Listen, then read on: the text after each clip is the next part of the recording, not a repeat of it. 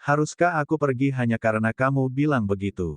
Menurutmu aku ini siapa? Xiao Chen berpikir dengan dingin di dalam hatinya. Xiao Chen ingin mengabaikannya, tetapi ketika dia melihat pelayan itu tidak pergi, dia bertanya, siapa yang memintamu menyampaikan pesan itu? Pelayan itu menjawab dengan jujur, Tuan muda pertama dari klan Jiang.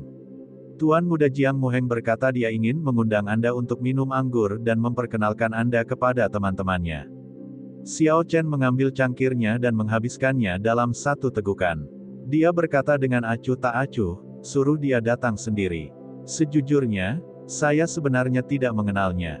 Pelayan itu mengungkapkan ekspresi yang tidak sedap dipandang, dia tidak tahu harus berbuat apa. Jika dia menyampaikan pesan ini, orang-orang itu pasti akan marah padanya. Terlebih lagi, orang-orang itu bukanlah tipe orang yang patut terprovokasi. Fatih Jin tertawa, sejak kapan orang-orang di paviliun Liu Sang begitu tidak punya nyali? Ikuti saja instruksi saudara ini dan sampaikan pesannya persis seperti yang dia katakan. Karena Fatih Jin mengatakan sesuatu, pelayan itu tidak punya pilihan lain selain melakukan apa yang diperintahkan. Gendut ini memang punya niat buruk. Dia jelas-jelas membantu dirinya sendiri, mencoba diam-diam mengobarkan konflik antara diriku dan mereka, pikir Xiao Chen dalam hati. Namun, dia tidak mempermasalahkan hal ini karena Jiang Muheng tidak menghormatinya. Xiao Chen tidak perlu meremehkan dirinya sendiri. Fatih Jin mengangkat cangkirnya dan bersulang untuk Xiao Chen, Saudara Xiao, kamu sangat berani. Tahukah kamu siapa orang-orang itu? Xiao Chen berkata dengan acuh tak acuh, ceritakan padaku detailnya. Fatih Jin mengangkat cangkirnya dan kemudian menunjuk ke salah satu dari mereka. Itu adalah Duan Muking, klannya adalah klan bangsawan teratas di prefektur Sishui. Mereka adalah salah satu dari 3 kekuatan di provinsi Dongming dan memiliki garis keturunan bawaan. Roh bela diri turun-temurun mereka adalah Ice Phoenix, itu telah diwariskan selama ribuan tahun. Laki-laki yang duduk di sebelah kanannya adalah Hua Yunfei. Klan bangsawan Hua juga merupakan salah satu dari 3 kekuatan di provinsi Dongming. Roh bela diri klan mereka adalah sungai suci yang mengalir deras. Namun, martial spirit miliknya mengalami mutasi. Sungai suci berubah menjadi sungai darah yang mengerikan. Yang terakhir bahkan lebih mengerikan, dia adalah murid terakhir dari Master Sekte Pedang Berkabut, Chu Chaoyun. Haha, saya kira saya tidak perlu memperkenalkan Sekte Pedang Berkabut, karena mereka sudah ada lebih lama dari Tanah Suci. Namun, yang paling menakutkan bukanlah salah satu dari orang-orang ini. Sebaliknya, orang yang bernama Jiang Muheng itu, dia berasal dari klan Bai, kekuatan terkuat di kota air putih. Seperti yang mereka katakan, lebih baik berurusan dengan Raja Yama daripada iblis kecil. Anda tidak memberinya muka di depan orang-orang ini, dengan karakternya, haha. Catatan TL, lebih baik menghadapi Raja Yama daripada iblis kecil, ini berarti para antek bahkan lebih sulit untuk dihadapi. Menurut cerita rakyat Tiongkok, Raja Yama lah yang ada di neraka. Arti dari 2 tawa terakhir Jin Dabao sangat jelas. Xiao Chen sangat jelas tentang konsekuensi menyinggung pesuruh itu. Namun, dia memiliki kemampuan untuk melindungi dirinya sendiri dan tidak takut. Dia hanya memiliki sedikit keraguan di hatinya, mengapa generasi muda dari 3 kekuatan provinsi Dongming datang ke kota air putih. Xiao Chen bertanya, kamu harusnya tahu mengapa sekelompok orang ini ada di sini, kan? Fatih Jin mengipasi dirinya sendiri dan berpura-pura mengetahui apa yang sedang terjadi. Dia tersenyum, tidak ada gunanya memberitahumu. Selain Jiang Muheng, mereka semua telah melampaui alam master bela diri dan sudah menjadi master bela diri. Dengan tingkat kultivasi Anda saat ini, sebaiknya Anda tidak mengetahuinya. Fatih Jin berhenti di tengah jalan, jelas bahwa dia mencoba membujuk Xiao Chen untuk terus bertanya kepadanya, lalu berpura-pura bahwa dia ditempatkan di tempat dan tidak punya pilihan lain selain membocorkan apa yang dia ketahui. Dia ingin Xiao Chen berhutang budi padanya. Meskipun Xiao Chen penasaran, itu tidak sampai pada titik di mana dia harus mengetahuinya dengan cara apapun. Terlebih lagi, jelas bahwa si gendut ini bukanlah orang biasa. Memikirkan rencana yang dia sebutkan sebelumnya, Xiao Chen merasa lebih baik dia tidak terlalu banyak bergaul dengannya. Siapa tahu, dia mungkin mati akibat lemak ini dan bahkan tidak mengetahuinya. Melihat Xiao Bai sudah kenyang, dia tersenyum tipis di dalam hatinya dan bersiap untuk pergi. Saudara ini, apakah kamu berani menyebutkan namamu? Saat Xiao Chen hendak mengatakan sesuatu, Jiang Muheng memimpin dua pelayan, berjalan dengan wajah muram. Xiao Chen melihat ke belakangnya dan menemukan bahwa kelompok yang duduk di meja seberang sudah selesai makan. Duan Muking dan dua orang lainnya sudah pergi. Dia memikirkannya sejenak dan menebak motif Jiang Muheng. Karena mereka sudah pergi, Jiang Muheng tidak perlu lagi mempertahankan sikap anggunnya sebelumnya. Melihat Xiao Chen tidak segera menjawab pertanyaan Jiang Muheng, seorang kultivator di belakangnya menunjuk ke arah Xiao Chen dan berkata, "Sungguh sombong. Anda bahkan tidak memberikan wajah tuan muda kami ketika dia mengundang Anda untuk minum. Kamu pikir kamu siapa? Meremehkan klan Jiang di kota air putih." Xiao Chen bangkit dan mengepalkan tangan kanannya, itu memancarkan cahaya ungu yang tersembunyi. Tanpa mengucapkan kata-kata yang tidak berguna atau membuang waktu, dia langsung meninju dada kultivator ini. Dengan suara keras, cahaya ungu meledak dengan dahsyat dan kekuatan besar membuat pelayan itu terbang kembali. Pelayan itu terus mencoba meraih sesuatu dengan tangannya, tapi dia tidak mampu melakukannya. Bang! Pelayan itu mendarat di atas meja, menghancurkannya menjadi dua bagian. Namun, kekuatan besar itu tidak melemah, dan pelayan itu terus berguling-guling di lantai sebelum akhirnya menabrak dinding. Dia memuntahkan seteguk darah sebelum pingsan. Xiao Chen membersihkan tangannya dan menatap Jiang Muheng. Dia tersenyum acuh tak acuh, "Saya minta maaf. Ketika seekor anjing menggonggong pada saya akan selalu mengambil tindakan alih-alih mencoba bernalar dengannya. Biarkan saya menjawab pertanyaan Anda sekarang. Namaku Xiao Chen. Itu adalah Xiao dengan kepala, rumput dan Chen pagi. Catatan TL, kadang-kadang di Tiongkok, ketika memperkenalkan nama mereka, orang akan menjelaskan karakter Cina mana yang membentuk nama mereka, karena ada banyak karakter yang memiliki suara yang sama. Dalam hal ini, Xiao ditulis sebagai Xiao, kepala rumput mengacu pada bagian atas karakter rumput Chao. Anda akan melihat bahwa mereka berbagi, atas atau kepala, yang sama. Adapun Chen Chen, pagi dalam bahasa Cina adalah Zhao Chen Zhao Chen. Selamat tinggal. Xiao Chen melompati pagar lantai 4 begitu dia mengatakan itu, langsung melompat keluar. Ketika Spirit Fox di atas meja melihat bahwa Xiao Chen telah pergi, ia buru-buru melompat mengejarnya. Ketika Xiao Chen melihat Xiao Bai melompat mengejarnya, dia terkejut. Dia segera membalikkan tubuhnya di udara dan menangkap Spirit Fox sambil memeluknya. Dia memarahinya, "Kamu melompat ketika aku melompat, apakah kamu tidak takut jatuh sampai mati?" Xiao Chen membawa Spirit Fox dan mengambil napas dalam-dalam, sebelum melompat di udara dan mendarat di atap rumah. Jarak total yang dia lompati adalah sekitar 100 meter. Setelah beberapa kali berlari, dia menghilang dari pandangan orang banyak. "Kakak Xiao, kamu masih belum memberitahuku apakah kamu setuju dengan rencanaku." Fatih Jin bersandar di pagar dan berteriak ke arah Xiao Chen di kejauhan dengan suara keras. Jiang Muheng tiba-tiba meninju, tinjunya mendarat di meja tempat Xiao Chen minum sebelumnya. Meja itu segera pecah menjadi 4 bagian, dan peralatan makannya pecah dengan suara gemerincing saat menyentuh tanah. Setelah pelanggan di lantai 4 melihat apa yang terjadi, mereka tidak lagi berminat untuk melanjutkan makan. Mereka melemparkan tumpukan uang kertas dan pergi setelah membayar tagihan. Jiang Muheng berdiri di tempatnya dengan kulit pucat, saat dia melihat Xiao Chen pergi, matanya penuh amarah. Dia belum pernah melihat orang yang begitu sombong di kota air putih sebelumnya. Beraninya dia melukai pria di depannya dan kemudian dengan tenang melaporkan namanya, sebelum segera pergi. Orang-orang di lantai 4 semuanya memiliki status tertentu di kota air putih. Mungkin keesokan harinya seluruh kota air putih akan menganggapnya sebagai lelucon. "Tuan muda pertama, kamu harus membalas dendam untukku." Pelayan di pojok terbangun dalam keadaan linglung, dia tidak paham dengan situasi saat ini dan menggerutu sambil berjalan dengan gemetar menuju sisi Jiang Muheng. "Bang!" Jiang Muheng saat ini sedang marah, dan dia mengangkat kakinya untuk mengusir pelayan itu. Dia memarahi dirinya sendiri dengan kejam, "Dasar sampah. Kamu membuatku kehilangan seluruh wajahku." Jiang Muheng berbalik, ingin segera meninggalkan tempat ini, dia ingin menggunakan mata-mata klannya untuk mengetahui tempat tinggal Xiao Chen. Dia berharap dia bisa segera meretas Xiao Chen menjadi ribuan bagian. "Tuan muda Jiang, mohon tunggu sebentar." Sepertinya kamu belum membayar tagihanmu. Fatih Jin memblokir Jiang Muheng dengan wajah gembira. Jiang Muheng tidak mau mengganggunya dan hanya mengeluarkan segepok uang kertas, melemparkannya ke lantai. Fatih Jin melihat sekilas dan tersenyum, Tuan Muda Jiang, jumlahnya sepertinya tidak tepat. Lihatlah, Anda telah merusak 2 meja saya dan mengusir semua tamu di lantai 4, 3.000 tael perak tidak akan cukup. Jiang Muheng memandang Jin Dabao dengan jijik dan mengeluarkan beberapa uang kertas emas, melemparkannya dengan marah ke lantai sebelum menginjaknya sebelum mengutuk, sialan.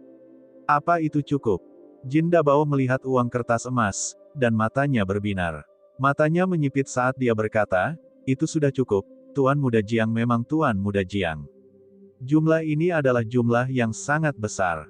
Hati-hati di jalan, aku tidak akan mengirimmu pergi lebih jauh. Anda dipersilakan untuk datang dan menghancurkan meja saya lagi.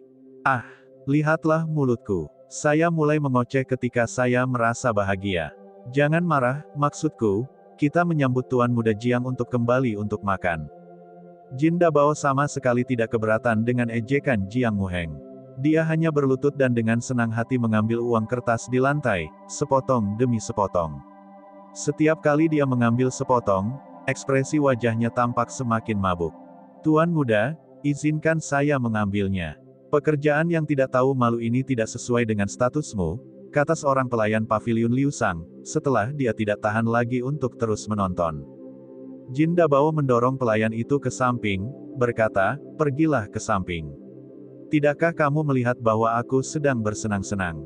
Tidak semua orang bisa bertemu dengan orang bodoh yang boros dan bersedia memberi kompensasi 10.000 tael perak untuk 2 meja, seperti yang saya lakukan.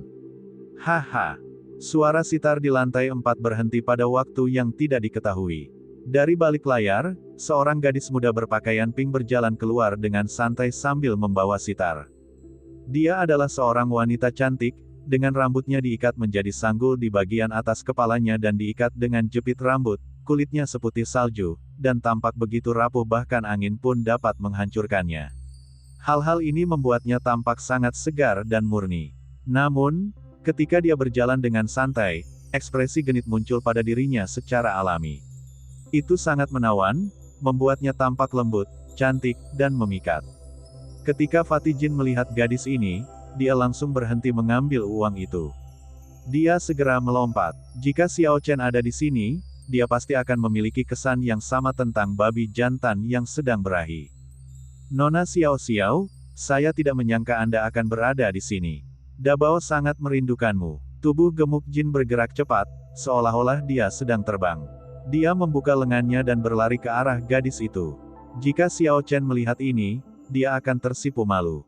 Sial, sitar 7 senar di pelukan Xiao Xiao bergerak maju sedikit, berhenti di rahang bawah si gendut. Fatih Jin segera menutup mulutnya kesakitan, berlutut di tanah. Xiao Xiao memeluk sitarnya sambil melihat lemak di tanah. Sambil tersenyum dingin, dia berkata, Jin gendut, kamu benar-benar tidak mengubah caramu. Selalu gunakan gerakan yang sama setiap saat. Fatih Jin berdiri dengan gembira. Sayangnya, rahang bawahnya kini bengkak. Penampilan aslinya yang vulgar justru berubah menjadi lebih vulgar saat dia tersenyum. Untungnya si gendut ini giginya keras. Kalau tidak, jika aku ditusuk olehmu seperti ini setiap kali aku akan kehilangan semua gigiku. Setelah Fatih Jin bangun, dia tertawa tanpa malu-malu. Saat dia berbicara, dia tanpa sadar berjalan ke sisi Xiao Xiao dan meletakkan tangan gemuknya di bahu mungilnya. Xiao Xiao saat ini sedang melihat ke arah di mana Xiao Chen baru saja pergi, sepertinya dia tidak memperhatikan tindakan si gendut itu. Detak jantung si gemuk meningkat beberapa kali, Dewi ini berada tepat di depannya, dan dia akhirnya bisa menyentuhnya. Lemak di wajahnya bergetar. Hah! Xiao Xiao tiba-tiba berbalik, dan sitar yang tampak biasa menuju ke wajah si gendut. Angin kencang mengikutinya saat angin itu menghantamnya dengan kejam. Si gendut terkejut dan dengan cepat merunduk untuk menghindar. Melihat Xiao Xiao memelototinya dengan marah, si gendut itu menegakkan tubuhnya dan tersenyum, saya tidak bisa menahan diri. Setiap kali saya melihat Nona Xiao Xiao, ada dorongan dalam diri saya. Ini adalah reaksi normal bagi pria. Nona Xiao Xiao, tolong jangan pedulikan itu. Impuls, Bagaimana bisa ada orang yang tidak tahu malu sepertimu? Xiao Xiao memarahi lemak di dalam hatinya 10.000 kali. Namun, dia tahu bahwa dengan kulit tebal si gemuk, semakin kamu memarahinya, semakin sombong jadinya. Metode terbaik adalah mengabaikannya. Xiao Xiao mencari-cari meja yang bersih sebelum dia duduk dan berkata, "Sialan, apa hubungan pemuda tadi denganmu?" Ketika si gendut mendengar ini, dia terkejut dan sangat heran. Dia berkata dengan nada yang sangat serius, "Mungkinkah kakak jinmu saja tidak cukup untuk memuaskanmu? Xiao Xiao, nafsu makanmu terlalu besar." Ya, Xiao Xiao tidak bisa menahannya lagi, jadi dia menamparkan sitar itu dengan telapak tangannya. Sitar naik ke udara dan menyebabkan gelombang ki menghantam lemak dengan kejam. Jin gendut tahu tentang asal-muasal sitar ini dan tidak berani menentangnya secara langsung. Dia menghindar ke samping, menunjukkan kecepatan yang tidak sesuai dengan tubuhnya. Hah! Sitar menyerang tanpa henti, dan dengan ledakan, menciptakan lubang seukuran mangkuk di dinding kayu paviliun Liusang. Dinding paviliun Liusang terbuat dari kayu cendana kelas atas. Seluruh papan kayunya berharga ribuan tael emas. Ketika si gendut melihat lubang sebesar itu, jantungnya berdarah. Dia berlari ke depan lubang dan mengukur ukurannya dengan tangannya, mencoba menghitung berapa banyak uang yang hilang. "Berengsek, saya kehilangan setidaknya setengah dari uang yang baru saya ambil," teriak si gendut kesakitan setelah dia mengukur ukuran lubang tersebut. Ledakan, sitar yang sudah terbang sebelumnya, terbang kembali dengan suara, "Sua." Kali ini, ia melakukannya dengan kekuatan yang lebih besar, menciptakan lubang lain di dinding. Si gendut itu sangat patah hati, dia berkata dengan suara serak, "Sial. Ini separuhnya lagi, sepertinya pada akhirnya aku tidak mendapatkan apapun hari ini." Sitar kembali ke tangan Xiao Xiao sekali lagi sebelum dia duduk di bangku. Matanya terpejam dan ekspresi mabuk terlihat di wajahnya yang putih bersih saat dia membelai senar sitar dengan lembut. Ding! Dia tiba-tiba membuka matanya dan kedua tangannya dengan cepat memetik senar sitar. Melodi berapi-api dari pasukan kuat yang berjuang di medan perang tiba-tiba terdengar. Volumenya perlahan menjadi lebih keras, dan segera menarik semua orang ke dalam keadaan bersemangat, seolah-olah mereka berada di medan perang. Tong, tong, tong. Aliran gelombang suara menyebar ke segala arah saat senar sitar berbunyi. Si gendut berpikir diam-diam di dalam hatinya, "Sial. Mulutku kembali membuat masalah bagiku." Saat dia memikirkan hal itu, semua porselen antik yang digunakan sebagai dekorasi di lantai 4 mulai pecah. Tidak ada satupun yang berhasil lolos. Pada akhirnya, suara sitar secara bertahap semakin keras seiring dengan semakin kuatnya niat membunuh. Selain meja tempat Su Xiao Xiao duduk, semua yang ada di lantai 4 melayang ke udara. Bang! Su Xiao Xiao menyelesaikan melodinya dengan nada yang berat, menyebabkan semua meja dan kursi di udara hancur. Serbuk gergaji dalam jumlah yang tak terhitung jumlahnya tersebar di udara, dan mengendap setelah waktu yang lama. Wajah si gendut, yang biasanya memiliki senyuman, saat ini kehabisan darah, terlihat sangat pucat. Sepertinya dia bisa pingsan kapan saja, itu sangat lucu. Seorang pelayan di samping bergegas untuk mendukungnya. Dia berkata dengan suara lembut, "Tuan muda, jangan terlalu marah." Ketika manajer mengetahui bahwa Nona Su Xiao Xiao akan datang, dia menduga Anda pasti akan membuatnya marah. Jadi dia mengganti semua barang antik dengan barang palsu terlebih dahulu. Mata si gendut terbuka lebar ketika dia berkata, "Benarkah? Manajer memahami saya dengan sangat baik." Benar-benar. Ketika Fatih Jin mendengar ini, semangatnya terangkat dan senyuman kembali terlihat di wajahnya. Namun, dia masih memasang ekspresi pahit, yang lain palsu, tapi kedua lubang itu pasti sangat nyata. Tidak mungkin itu palsu. Pada akhirnya, saya masih merugi. Sialan gemuk, masih belum datang. Su Xiao Xiao mengesampingkan sitarnya dan memarahinya. Suasana hatinya membaik setelah menyebabkan semua kehancuran ini. Fatih Jin tidak berani mengamuk dan buru-buru bergegas mendekat. Wajahnya penuh senyuman saat dia berkata, "Nona Xiao Xiao, perintah apa yang Anda miliki untuk saya? Kakak gendut ini akan menjamin kepuasan Anda." Su Xiao Xiao sedikit mengernyit dan memelototinya, "Pemuda tadi, apa hubungannya denganmu?" Si gendut tidak berani membuka mulutnya kali ini dan menjawab dengan jujur, "Saya baru saja bertemu dengannya hari ini dan ingin berbisnis dengannya." Saya hanya tahu namanya Xiao Chen dan tidak tahu detail lainnya. Xiao Chen. Ketika Su Xiao mendengar nama ini, dia memikirkan kemungkinan tertentu. Senyuman segera muncul di wajahnya, senyuman ceroboh ini seperti bunga yang mekar, tidak ada hal lebih indah yang bisa dibayangkan. Ketika orang gemuk di sisinya melihat ini, dia terkejut. Ketika Su Xiao melihat penampilan bodoh si gendut itu, hatinya merasa jijik.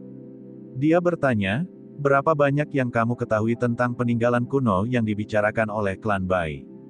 Jin Dabao memulihkan akalnya dan menjawab, saya tahu sedikit tentang itu. Orang-orang klan Bai memperoleh peta situs harta karun kuno, namun mereka tidak memiliki kekuatan untuk masuk. Jadi mereka mengundang 3 kekuatan besar provinsi Dongming untuk menjelajahi peninggalan kuno bersama-sama. Namun, seseorang di klan Bai membocorkan informasi tersebut. Jadi berita ini disebarkan ke semua orang. Kekuatan besar Provinsi Xie dan Provinsi Nanling juga mengirimkan orang untuk bergegas. Bahkan pengadilan kekaisaran mengirim seseorang untuk datang. Su Xiao tercengang di dalam hatinya. Daya tarik sisa-sisa yang ditinggalkan oleh kekuatan kuno terlalu besar. Sepertinya akan sulit baginya untuk mencoba mengambil manfaat dari hal ini. Di sebelah barat kota air putih, di halaman kecil yang terisolasi. Sebuah tiang kayu kokoh berdiri tegak di halaman. Xiao Chen menggenggam lunar shadow sabre miliknya dengan erat dan fokus menatap tiang kayu, meningkatkan auranya hingga ekstrim. Ci, menggambar pedang. Ekspresi Xiao Chen berubah, dan dia tiba-tiba menghunuskan pedang bayangan bulan. Dia memukul tiang kayu itu dengan sudut miring, dan bagian tiang kayu setebal lengannya itu terpotong. Sua, Xiao Chen dengan cepat menyerang 3 kali lagi. Ketika serangan keempat mendarat, tiang kayu itu bergetar sedikit sebelum jatuh ke tanah. Itu hanya 4 serangan pedang sederhana, tapi dahi Xiao Chen dipenuhi keringat. Dia menyeka keringatnya dan bergumam pada dirinya sendiri, itu masih belum cukup. Sudah setengah bulan, namun belum ada kemajuan. Halaman kecil yang terpencil ini dibeli oleh Xiao Chen setelah dia datang ke kota air putih. Setelah dia tenang, dia segera mulai meninjau semua teknik bela diri dan mantra abadi yang telah dia pelajari. Ia menyadari bahwa hal-hal yang dipelajarinya terlalu bervariasi dan berantakan. Dia memutuskan untuk melatih kembali dirinya sendiri dan tidak terburu-buru mengembalikan budidayanya kembali ke master bela diri kelas rendah dari murid bela diri kelas unggul. Dia berpikir sebaiknya dia menggunakan kesempatan ini untuk memperkuat fondasinya. Semua teknik bela diri yang dia kembangkan menggunakan formula mengubah karakter asal Battle Sage untuk sementara dikesampingkan, dengan fokus pada kebenaran yang terkandung dalam formula mengubah karakter asal Battle Sage. Dia sekarang menyadari bahwa dia bahkan belum mulai memahami esensinya dan hanya menggores permukaannya saja. Dia tidak dapat menggunakannya seolah-olah itu adalah bagian dari dirinya. Setelah menggunakan teknik-teknik itu untuk jangka waktu yang lama, dengan kultivasinya saat ini, ia menemukan bahwa teknik itu lebih banyak merugikan daripada menguntungkannya. Dalam jangka panjang, hal itu akan menyebabkan dia kehilangan dirinya sendiri, tersesat dalam teknik bela diri yang berasal dari sumber asing. Karena itu, dia ingin fokus pada teknik pedang guntur bergegas dan seni melonjak awan naga Azure. Dia mengolah Azure Dragon Cloud Soaring Art di tempat yang tenang di hutan Savage. Sedangkan untuk budidaya teknik pedang guntur bergegas, tidak ada persyaratan besar untuk itu. Jadi, setiap kali dia kembali beristirahat, dia akan pergi ke halaman untuk berlatih. Teknik Rushing Thunder Sabre adalah melakukan segalanya dalam satu tarikan napas, meningkatkan aura hingga ekstrim, dan menggunakan Rushing Thunder Sabre sebagai langkah awal. Akumulasi energi akan dilepaskan secara eksplosif. Ini adalah teknik bela diri yang sangat berani dan kuat. Jika dia bisa mengeksekusinya sampai ke Rushing Thunder Third Chain Chop, energi ledakannya akan dinaikkan ke puncak dan kemudian meningkat beberapa kali lipat sebelum akhirnya melebihi teknik bela diri tingkat bumi biasa. Namun, dia menemukan bahwa teknik pedang ini memiliki kelemahan fatal, serangan pertama. Jika tidak mampu membuat lawan mundur, maka teknik selanjutnya tidak dapat dieksekusi lagi. Auranya akan habis dan tidak bisa digunakan untuk membentuk teknik berikut. Xiao Chen memikirkan pendekar pedang Tiongkok kuno dari kehidupan sebelumnya. Dia merasa metode pelatihan teknik pedang mereka masuk akal, jadi dia memutuskan untuk mengikuti metode mereka untuk berlatih di dunia ini. Tiang kayu yang berdiri tegak ini mungkin setebal lengan, tapi sebenarnya sangat ringan. Itu adalah kayu khusus dari benua Tianwu. Hanya dengan kekuatan yang dibutuhkan untuk menggerakkan sehelai bulu, bulu itu bisa digerakkan. Dalam waktu yang sangat singkat ini, yang ingin dilakukan Xiao Chen adalah dapat dengan cepat memotong tiang kayu tersebut, namun tiang kayu tersebut harus tetap berdiri. Apa yang tampak seperti serangan pedang sederhana sebenarnya menghabiskan banyak konsentrasinya. Dari waktu lebih dari 1 bulan yang ia habiskan di kota air putih, Xiao Chen menghabiskan sebagian besar waktunya untuk mempraktikkan gerakan pertama teknik pedang guntur bergegas, menggambar pedang. Setiap hari, berapa kali dia mengacungkan pedangnya berjumlah setidaknya 1000. Awalnya, saat dia menyentuh tiang kayu itu, tiang itu akan jatuh. Perlahan-lahan, dia bisa meretasnya sekali. Kemudian dia mampu terus melakukan 4 serangan pedang. Sejak saat itu, kemajuannya menjadi stagnan. Sambil menggelengkan kepalanya, Xiao Chen mendirikan tiang kayu sekali lagi dan terus berlatih gerakan pertama teknik pedang guntur bergegas. Tanpa disadari, matahari di atas kepalanya telah tenggelam ke arah barat. Matahari terbenam mewarnai awan yang memenuhi langit menjadi merah, mengubah seluruh langit menjadi warna berapi-api. Xiao Chen terus mengulangi tindakan yang sama tanpa lelah, dia bahkan tidak menyadarinya seiring berjalannya waktu. Hanya setelah langit menjadi gelap gulita barulah Xiao Chen menghentikan apa yang dia lakukan. Kemejanya benar-benar basah oleh keringat, dan hanya rasa sakit di lengannya yang ia rasakan.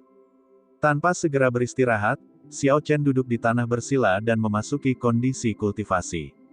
Ketika tubuh mencapai batasnya, jika seseorang berkultivasi, mereka seringkali mengalami hasil yang tidak terduga.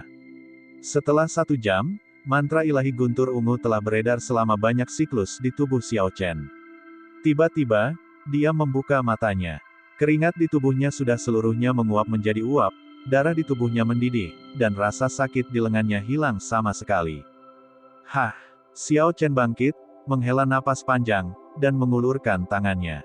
Dalam sepersekian detik, seluruh tulang di tubuhnya mengeluarkan suara berderak. Setelah semua ini, dia merasakan perasaan yang sangat nyaman dan menyegarkan. Xiao Bai, yang selama ini berdiri di atas meja batu, dengan cepat melompat turun ketika melihat Xiao Chen telah menyelesaikan kultivasinya. Matanya dipenuhi dengan kecerdasan dan memancarkan sinar di malam hari, saat ia bergegas menuju pelukan Xiao Chen.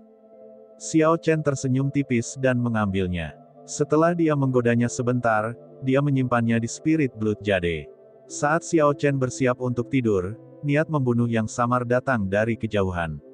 Xiao Chen mengerutkan kening dan mengulurkan rasa spiritualnya ke arah niat membunuh.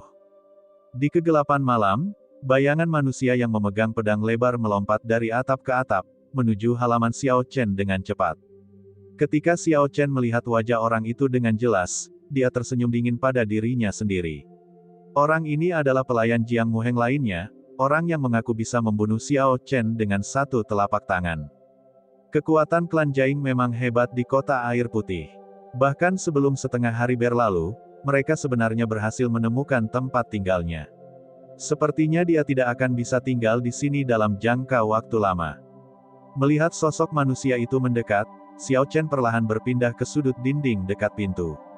Dia menarik aura tubuhnya sepenuhnya, dan pedang bayangan bulan hitam tidak dapat terlihat di kegelapan malam. Dong! Sosok manusia itu melompat dari atap dan mendarat dengan kokoh di dinding halaman Xiao Chen.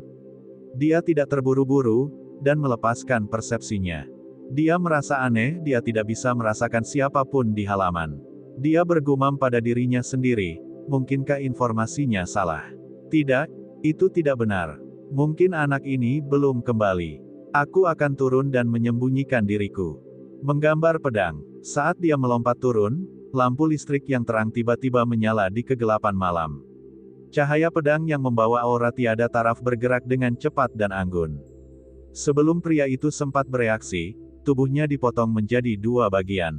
Serangan pedang ini anehnya sangat cepat, dan meskipun tubuh pria itu terpotong menjadi 2 bagian, ia tidak langsung terpisah di udara, dia bahkan tidak merasakan sakit apapun.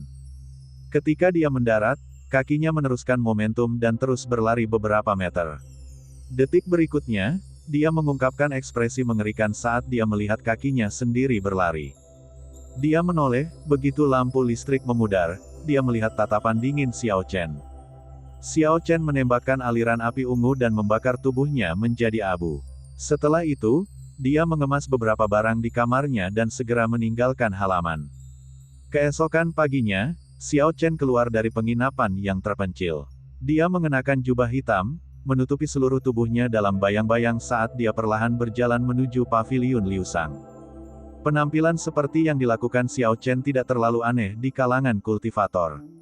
Jadi, ketika dia berjalan ke paviliun Liu Sang, hal itu tidak menarik perhatian siapapun. Dia dengan santai menemukan meja kosong dan mengambil tempat duduk. Xiao Chen memanggil pelayan itu, "Tolong suruh bosmu datang. Katakan padanya ada urusan untuknya." Pelayan memandang Xiao Chen dan menganggapnya lucu, bisakah bos paviliun Liu Sang dilihat oleh siapapun kapanpun mereka mau? "Saya minta maaf, tamu kami. Saya yakin Anda tidak memahami aturan kami." Xiao Chen tersenyum tipis dan mengeluarkan uang kertas 500 tael perak, serta ukiran kayu. Dia menyerahkannya kepada pelayan sambil berkata, "Tolong bantu saya dan jalankan tugas ini. Saat atasan Anda melihat ukiran kayu ini, dia tidak akan menyalahkan Anda." Pelayan itu membuka matanya lebar-lebar dengan gembira ketika dia menerima uang kertas perak. "Tamu yang terhormat adalah orang yang jujur dan terus terang. Saya akan pergi sekarang, tetapi saya tidak bisa memastikan apakah bos akan menemui Anda atau tidak." Xiao Chen mengambil cangkir teh di atas meja dan menyesapnya dengan lembut. Sambil tersenyum dia berkata, "Tidak apa-apa, asalkan kamu melaporkan hasilnya kepadaku. Berhasil atau tidak, saya tidak akan menyalahkan Anda." Tidak lama setelah pelayan pergi, langkah kaki berat Jin Dabao terdengar dari lantai 2. Melihat Xiao Chen bangun, diam-diam dia terkejut sebelum dia berlari ke arahnya dengan gembira. "Saudara Xiao, mengapa kamu berpakaian seperti ini? Apakah kamu sedang dalam pelarian? Jika ya, kamu bisa datang dan menemukanku. Saya punya cara saya sendiri. Kemana kamu mau pergi? Sebut saja." Xiao Chen tidak berkata apa-apa, tangan kanannya yang sedang memegang cangkir teh tiba-tiba bergerak dan dengan suara, "Sua," dia meraih kembali ukiran kayu di tangan si gendut itu. Dia meletakkan ukiran kayu itu ke bawah, lalu dia mengambil cangkir teh yang perlahan jatuh. Mata Jin Dabao menyipit dan dengan cermat mengevaluasi Xiao Chen. Dia heran di dalam hatinya. Dia tidak menyangka Xiao Chen akan begitu cepat saat dia bergerak. Dia dengan ceroboh tertangkap basah. Xiao Chen meletakkan cangkir tehnya dan berkata dengan acuh tak acuh, "Saudara Dabao, kamu tidak perlu khawatir tentang aku yang melarikan diri. Saya di sini hanya untuk membicarakan bisnis. Saya orang yang lugas. Saya hanya punya satu pertanyaan untuk Anda, apakah Anda bersedia atau tidak?" Jin Dabao kembali tersenyum, "Tentu saja. Mengapa tidak?" Xiao Chen berkata, "Kalau begitu mari kita bicarakan detailnya. Ukiran kayu yang kamu lihat terakhir kali. Aku tidak akan mengukirnya lagi. Ukiran yang akan saya kerjakan bersama Anda adalah yang baru saja Anda lihat." Fatih Jin mengerutkan kening dan berkata dengan sikap yang sepertinya dia agak dibuat-buat, "Saya katakan, Saudara Xiao, untuk 2 ukiran kayu ini, perbedaan harga dengan dan tanpa pakaian tambahan tidak hanya 1 atau 2 kali lipat. Kemudian kita menemui jalan buntu. Saya punya intinya, saya tidak akan menjual ukiran Putri Ying Yue hanya dengan mengenakan bra." "Selamat tinggal." Xiao Chen bangkit, lalu berjalan menuju pintu. Fatih Jin buru-buru bangkit dan menahan Xiao Chen. Sambil tersenyum, dia berkata, "Saudara Xiao, jangan terburu-buru. Apakah saya menolaknya? Saya sedang mempertimbangkan harganya. Duduk dan bicara. Tolong duduk." Xiao Chen tersenyum sendiri di dalam hatinya, dia sudah mengantisipasi si gendut ini akan tergoda dengan transaksi ini. Dia telah menebak dengan akurat bahwa Jin Dabao tidak akan membiarkannya pergi begitu saja. Ketika berhadapan dengan orang-orang yang penuh perhitungan seperti itu, dia tidak bisa memperhitungkan hati nuraninya. Dia harus menunjukkan sisi kuatnya, atau dialah yang akan dirugikan. Melihat Xiao Chen duduk sekali lagi, Fatih Jin berkata, "Saudara Xiao, bagaimana kalau ini? Anda adalah orang yang sangat berterus terang, jadi saya tidak akan bertele-tele. Kami akan mengikuti rencana yang disebutkan sebelumnya. Anda menyediakan barangnya, dan saya akan menangani penjualannya. Setelah itu, Kami akan membagi keuntungannya 30-70 untuk saya. Xiao Chen berpikir sejenak, saya tidak suka cara pembagian keuntungan. Butuh waktu terlalu lama sampai uang masuk. Sebutkan saja harganya, berapa harga yang ingin Anda beli untuk ukiran kayu. Fatih Jin bergumam pada dirinya sendiri dengan ragu-ragu sebelum berkata, bagaimana kalau 100 tile emas per ukiran kayu? Xiao Chen tercengang. Tidak disangka dia bisa menjualnya dengan harga mahal. 100 tile emas setara dengan 10.000 tile perak. Biaya pembuatan ukiran kayu hampir tidak berarti. Margin keuntungannya jauh lebih tinggi dari yang diharapkan Xiao Chen. Tile perak yang dia miliki saat ini diperoleh di Paviliun Linlang dengan menjual pil puasa. Proses penyempurnaan obat jauh lebih rumit, sebagai perbandingan, membuat ukiran kayu jauh lebih mudah. Dalam pengenalan mantra penganugerahan kehidupan dalam ringkasan budidaya, terdapat beberapa catatan khusus tentang pembuatan ukiran kayu. Keterampilan mengukir Xiao Chen berasal dari sana. Di dunia ini, di mana cara bela diri berkuasa, hanya ada sedikit orang yang berani mempelajari dan meneliti keterampilan tambahan seperti ini. Hasil karya Xiao Chen unik di dunia ini. Dia awalnya ingin menolak lamaran Fatih Jin, tetapi setelah upaya pembunuhan tadi malam, dia merasakan perasaan terdesak di hatinya. Jalur budidaya membutuhkan banyak uang. Belum lagi pil obat yang mahal, baju besi yang bagus, dan senjata roh saja akan mengharuskan seorang kultivator membayar harga yang mahal. Salah satu alasan penting mengapa para murid dari klan bangsawan besar berkultivasi lebih cepat daripada yang lain adalah karena mereka memiliki akses terhadap pil obat yang bagus dan peralatan berkualitas. Meskipun Xiao Chen dapat memperoleh uang dari memurnikan pil obat, dia masih tidak dapat memurnikan pil yang bermutu tinggi. Selain itu, proses pemurnian pil obat juga membutuhkan biaya yang besar. Juga, Xiao Chen bermaksud memperbaiki lebih banyak peralatan di masa depan. Itu membutuhkan uang yang banyak juga, jadi dia sebenarnya sangat membutuhkan uang. Ketika Fatih Jin melihat Xiao Chen tidak berkata apa-apa, dia mengira harga yang dia kutip terlalu rendah. Dia berkata, Saudara Xiao, apakah kamu tidak puas dengan harga ini? Ini sudah merupakan harga terbaik yang bisa saya berikan kepada Anda. Saya tidak memanfaatkan Anda, ini adalah titik tertinggi yang bisa saya capai. Xiao Chen memulihkan akalnya dan tersenyum, tidak, bukan itu. Saya hanya sedikit heran. Bagaimana kamu bisa menjualnya agar kamu bisa membelinya dengan harga setinggi itu? Sua, kipas lipat emas di tangan si gemuk terbuka dengan cepat. Xiao Chen tahu di dalam hatinya bahwa ketika dia melakukan tindakan ini, sudah waktunya dia mulai membual. Memang benar setelah si gendut mengipasi dirinya sendiri dengan penuh semangat, dia tersenyum dengan sombong, Saudara Xiao, kamu mungkin tidak tahu, tapi putri ini memiliki pengaruh yang sangat kuat di istana kekaisaran dan ibu kota kekaisaran. Tidaklah berlebihan jika menyebutnya seorang dewi. Tidak hanya kekuatannya yang berada di puncak, dia juga memiliki penampilan seperti peri. Lemak ini sudah menyadarinya sejak lama. Dengan memanfaatkan peluang bisnis ini, saya menemukan orang-orang yang menulis beberapa buku tentangnya. Dapat dikatakan bahwa setiap pria di ibu kota kekaisaran memiliki salinannya. Di bawah pengaruh buku-buku ini, serta beberapa inspirasi lainnya, saya sudah memikirkan ide untuk membuat ukiran kayu sejak lama. Sayangnya, saya tidak dapat menemukan pengrajin yang cocok untuk pekerjaan itu. Jadi, ketika aku melihat Saudara Xiao, aku merasakan ada kedekatan di antara kami. Aku sudah lama mencari orang sepertimu. Xiao Chen diam-diam tercengang di dalam hatinya, si gendut ini benar-benar seorang jenius bisnis, berpikir bahwa ia dapat merancang metode pemasaran yang inovatif. Setelah itu, dia tiba-tiba memikirkan sesuatu. Dia bertanya dengan sikap menyelidik, Saudara Dabao, buku-bukumu itu bukan novel erotis kan? Fatih Jin tersenyum agak canggung, itu tidak bisa disebut novel erotis. Aku hanya bisa mengatakan bahwa itu adalah novel yang memiliki unsur romansa dan fantasi di dalamnya. Xiao Chen merasa malu di dalam hatinya, aku tahu itu. Orang gendut ini pasti tidak akan melakukannya dengan cara yang benar secara moral. Dia bertanya dengan agak cemas, apakah kamu tidak takut pengadilan kekaisaran akan mengetahui kamu melakukan ini? Fatih Jin tersenyum dengan cara yang vulgar, tidak perlu khawatir tentang ini sama sekali. Petugas yang bertugas menyelidiki hal ini mempunyai beberapa urusan dengan saya. Kami bahkan secara pribadi mendiskusikan beberapa detail novel tersebut. Novel yang kami miliki adalah serial, jika dia menutup kami, dia tidak akan bisa lagi membacanya. Xiao Chen harus mengaguminya dari lubuk hatinya kali ini.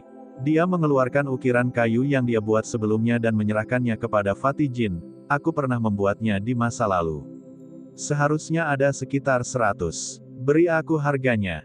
Fatih Jin tidak berkata apa-apa, senyuman gembira memenuhi wajahnya saat dia mengambil setiap ukiran kayu dan memeriksanya dengan cermat, satu persatu. Dia terlihat sangat serius saat melakukan ini. Di lantai 4 paviliun Liu Sang, Jiang Muheng dan Duan Muking duduk di meja sendirian.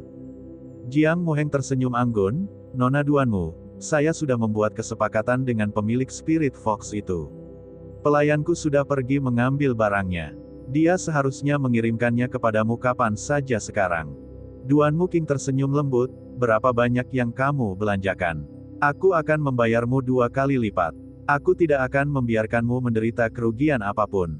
Melihat senyum Duan Muking yang sulit didapat, kegembiraan di wajah Jiang Muheng semakin dalam. "Saya tidak menghabiskan banyak uang. Nona Duanmu tidak perlu ambil pusing dengan hal itu. Selama kamu bahagia." Duan Muking sedikit terkejut. Orang itu kemarin menginginkan senjata roh peringkat surga sebelum dia bersedia menjualnya. "Tuan Muda Jiang, apakah Anda melakukan trik curang?" Jiang Muheng panik di dalam hatinya. Dia berkata dengan serius, "Nona Duanmu, meskipun klan saya memiliki kekuatan di kota air putih, biasanya saya tidak akan menindas seseorang.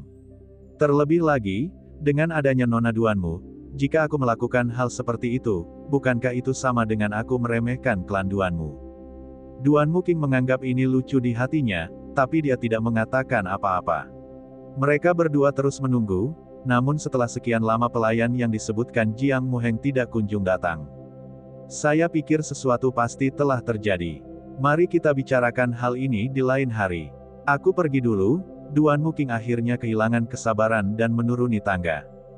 Jiang Muheng memarahi pelayan itu dengan kejam di dalam hatinya. Sambil membuang setumpuk uang kertas tael perak, dia mengejarnya. Jiang Muheng mengejarnya sampai ke lantai 2 sebelum akhirnya menyusul. Dia buru-buru berteriak dengan suara keras, "Nona Duanmu, izinkan saya menjelaskannya."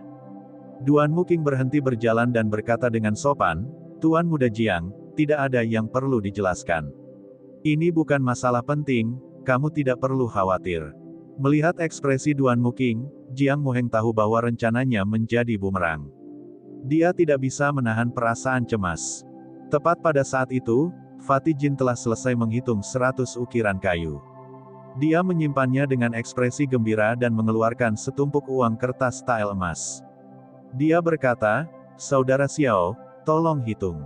Xiao Chen segera menyisihkan semua uang kertas dan bangkit, "Tidak perlu dihitung, senang berbisnis denganmu. Jika aku mempunyai lebih banyak, aku akan memberikannya kepadamu."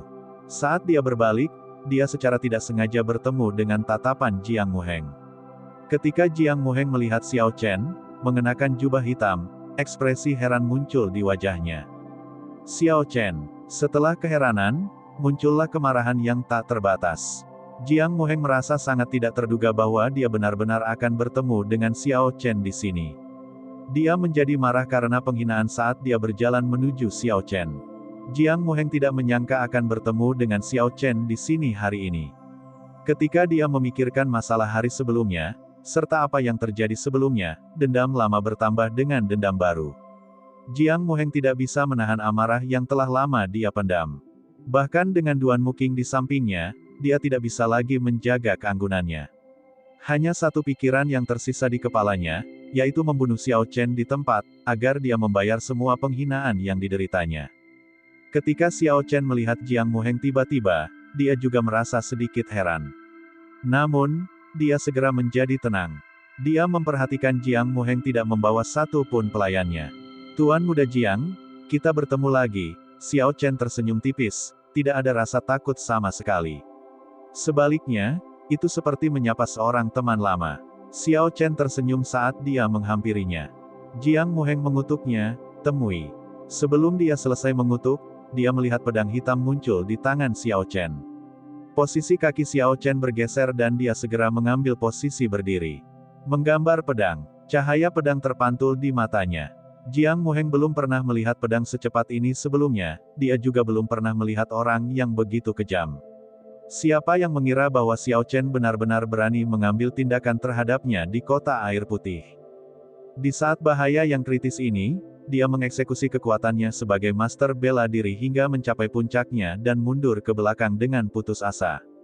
Gerakan cepatnya menyelamatkan nyawanya, pedang ini tidak membelahnya menjadi dua. Namun, ada luka pedang sedalam jari di dadanya. Aliran darah segar muncrat ke udara. Kekuatan yang dihasilkan dari pedang itu menyebabkan tubuhnya terbang mundur. Sebuah lubang besar robek di bagian dada kemeja Jiang Muheng, selembar kertas kuning melayang keluar darinya. Ketika Xiao Chen melihat ini, dia segera mengambilnya. Jiang Muheng, yang jatuh ke tanah, ingin berdiri ketika melihat Xiao Chen mengambil kertas itu. Namun, ia mendapati lukanya terlalu parah. Darah mengalir tanpa henti, dan dia tidak memiliki kekuatan untuk berdiri. Dia tidak bisa menahan rasa panik di dalam hatinya. Dia batuk darah ke udara sambil berteriak, "Nona Duanmu, itu adalah salinan peta peninggalan kuno. Jangan biarkan dia menyimpannya." Ketika Duanmu King mendengar ini, wajahnya menjadi sangat dingin. Dia melambaikan kedua tangannya dan aliran ki dingin mengalir di belakangnya sebelum akhirnya berkumpul di tengah-tengah tangannya. Telapak tangan yang dipenuhi ki dingin menghantam Xiao Chen dengan kejam. Lawan ini sangat kuat, jadi Xiao Chen tidak berani menerimanya secara langsung. Dia mendorong tanah dengan kakinya dan tubuhnya melayang ke udara, meluncur turun dari lantai 2. Ledakan. Meja di belakang Xiao Chen segera berubah menjadi es sebelum pecah secara eksplosif, berubah menjadi pecahan es yang tak terhitung jumlahnya. Sungguh ki yang sangat dingin. Ketika para penggarap di lantai 2 menyaksikan situasi ini, mereka benar-benar tercengang.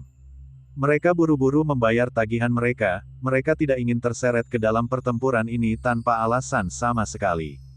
Bang! Ketika Duanmu King melihat Xiao Chen turun ke lantai pertama, dia mendorong lantai kayu dengan keras dan tubuhnya segera jatuh ke lantai pertama juga, mendarat di samping Xiao Chen. Brengsek! Apakah kamu mencoba menghancurkan tokoku?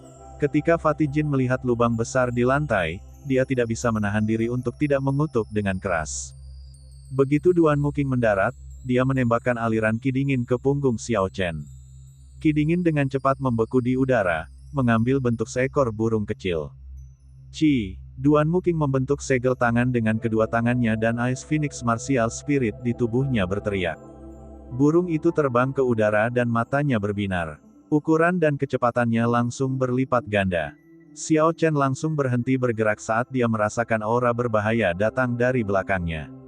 Pikirannya menjadi kosong ketika dia mengingat keadaan normalnya ketika berlatih dengan pedang.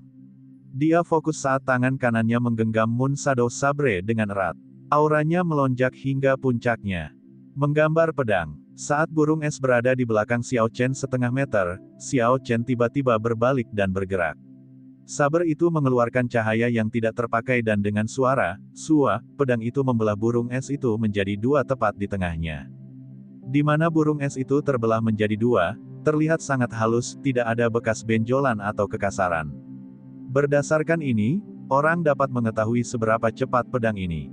Jejak keheranan muncul di hatinya, meskipun matanya yang indah tidak menunjukkan rasa takut. Tidak ada perubahan pada ekspresi wajahnya. Setelah Xiao Chen bergerak, terjadi kesibukan dan pintu paviliun Liu Sang tersendat. Para tamu di lantai pertama kebanyakan adalah warga biasa. Ketika mereka melihat Xiao Chen melompat turun dari lantai 2, mereka tahu akan ada pertempuran dan mereka semua melunasi tagihan mereka dan lari. Duanmu King memandang Xiao Chen tanpa ekspresi saat dia berkata dengan acuh tak acuh, "Serahkan petanya dan aku tidak akan membunuhmu." Xiao Chen memegang pedangnya dan berdiri tegak, tersenyum dingin pada dirinya sendiri. Jika seorang murid bela diri tingkat tinggi biasa diserang oleh burung es, serangan Duanmu King sebelumnya, mereka akan mati, atau bahkan terluka parah. Melihat bahwa dia mampu menghancurkan burung es dalam satu gerakan, lalu mengatakan dia tidak akan membunuhnya, Xiao Chen hanya bisa mengatakan bahwa rencana gadis ini tidak biasa. Xiao Chen tidak berkata apa-apa. Sebaliknya, dia mengangkat tangan kirinya ke udara dan 5 aliran api ungu terbentuk di langit. Setelah berputar-putar, mereka ditembakkan dengan cepat ke arah Duan Muking. Wajah Duan Muking langsung berubah menjadi dingin ketika dia melihat Xiao Chen tidak tahu apa yang baik untuk dirinya sendiri. Tidak kusangka dia benar-benar mengambil tindakan melawanku. Dia mendengus dan suhu di sekitarnya turun, ki dingin yang tak terbatas muncul dari tanah.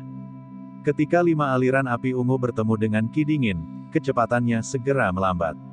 Namun, yang mengejutkan Duan Muking adalah kelima aliran api ini tidak langsung berhenti. Sebaliknya, mereka seperti ikan kecil, berenang maju perlahan. Meski kecepatan mereka lambat, mereka tidak mau mundur. Hanya dengan pemikiran dari Xiao Chen, 5 aliran api bergabung menjadi satu, membentuk satu api besar, kecepatannya meningkat secara eksplosif. Ki dingin yang memenuhi udara tidak bisa lagi menghentikan laju nyala api. Sorot mata hitam Duan Muking menjadi semakin dingin. Ki dingin yang ada di sekitarnya mulai mengembun perlahan. Menetes, menetes. Tetesan air yang terbentuk oleh ki dingin terus-menerus menetes ke lantai kayu di sekitar Duan Muking. Tetesan air dengan cepat berkumpul dan membeku menjadi es yang keras. Sial, sial, sial. 3 dinding es terbentuk dari bongkahan es itu dan muncul di depan Duan Muking. Api ungu menghantam dinding pertama secara eksplosif dan berlanjut ke dinding kedua.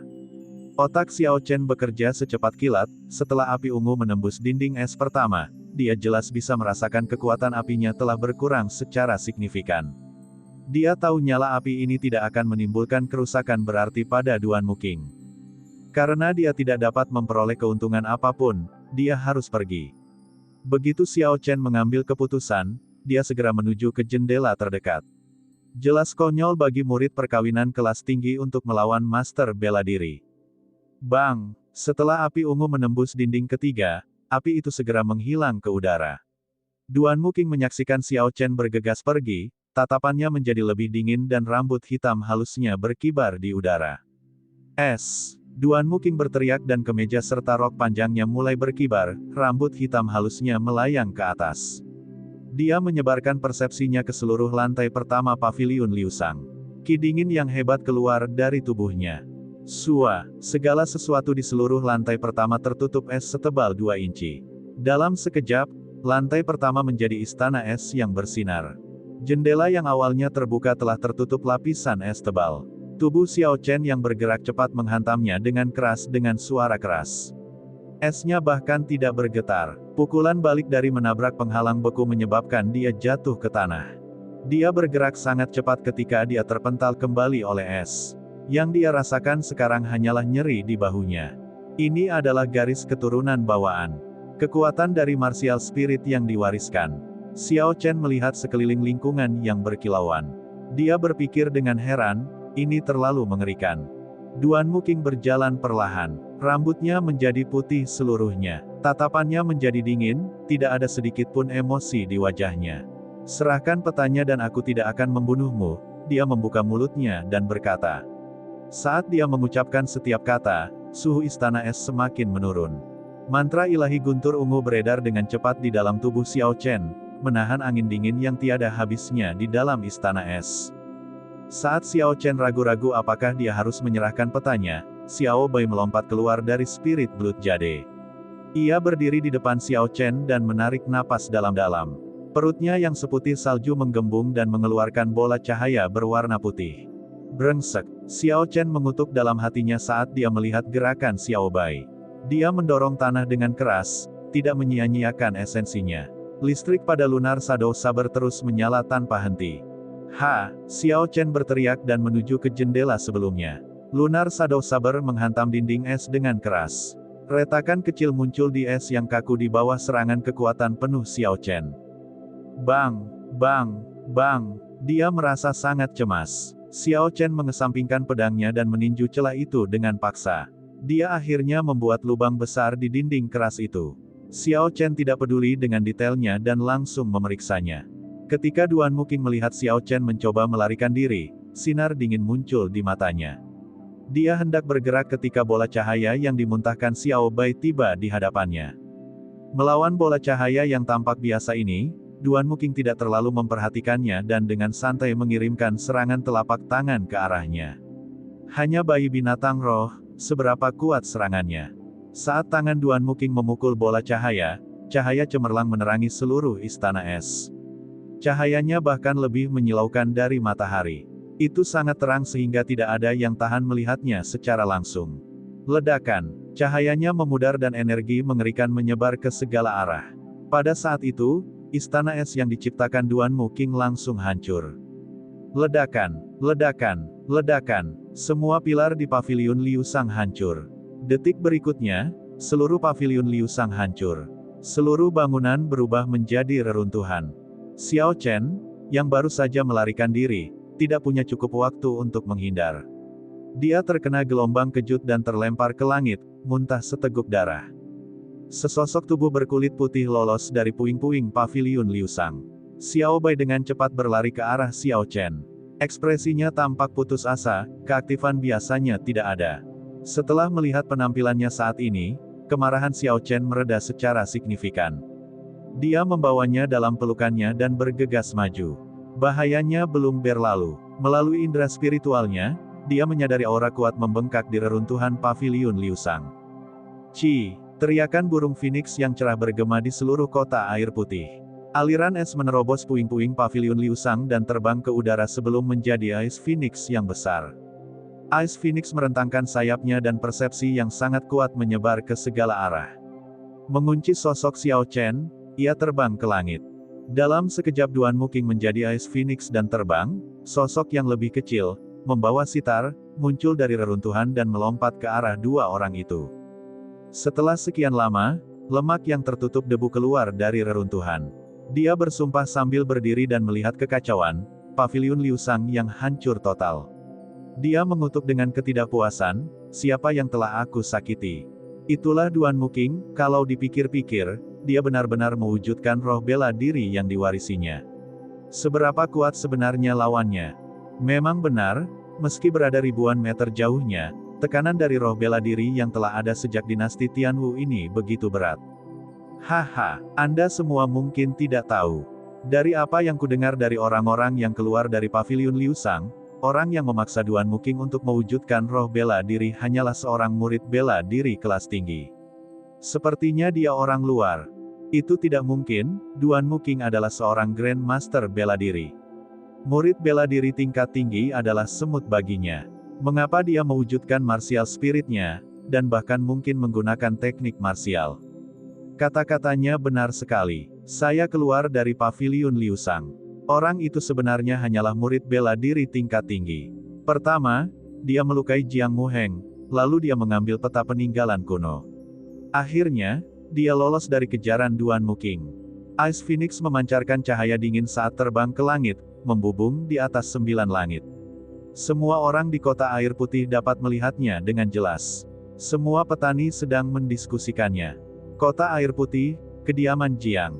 Murid terakhir dari pemimpin sekte pedang berkabut mengintip ke arah Ice Phoenix di langit. Ekspresi wajahnya sedikit berubah saat dia bergumam, siapa itu? Untuk benar-benar dapat memaksa Duan Muking mewujudkan roh bela dirinya. Saat dia selesai berbicara, pedang yang terbuat dari cahaya muncul di bawah kakinya dan membawanya ke langit. Dia menjadi bayangan saat dia bergegas menuju Duan Muking, segera dia menghilang ke langit. Di ruangan lain di dalam kediaman Jiang, penerus klan Hua, Hua Yunfei, memperlihatkan senyuman lucu ketika dia melihat Duan Muking di langit. Setelah Chu Chaoyun terbang, dia berkata, menarik, saya ingin melihat siapa yang berhasil menarik perhatian dua jenius dari provinsi Dongming ini. Di dalam ruangan, beberapa tetua klan Hua menasihati, penerus, tujuan kami datang ke sini kali ini hanya untuk sisa-sisa orang kuno. Yang terbaik adalah tidak ada komplikasi. Hua Yunfei tersenyum acuh tak acuh, dan berkata dengan sikap arogan, jarang sekali roh bela diri yang bermutasi muncul di klan Hua kita. Sudah ditakdirkan bagi klan kita untuk bangkit, tidak ada yang bisa menghentikan kita. Lantas, bagaimana jika ada beberapa komplikasi kecil?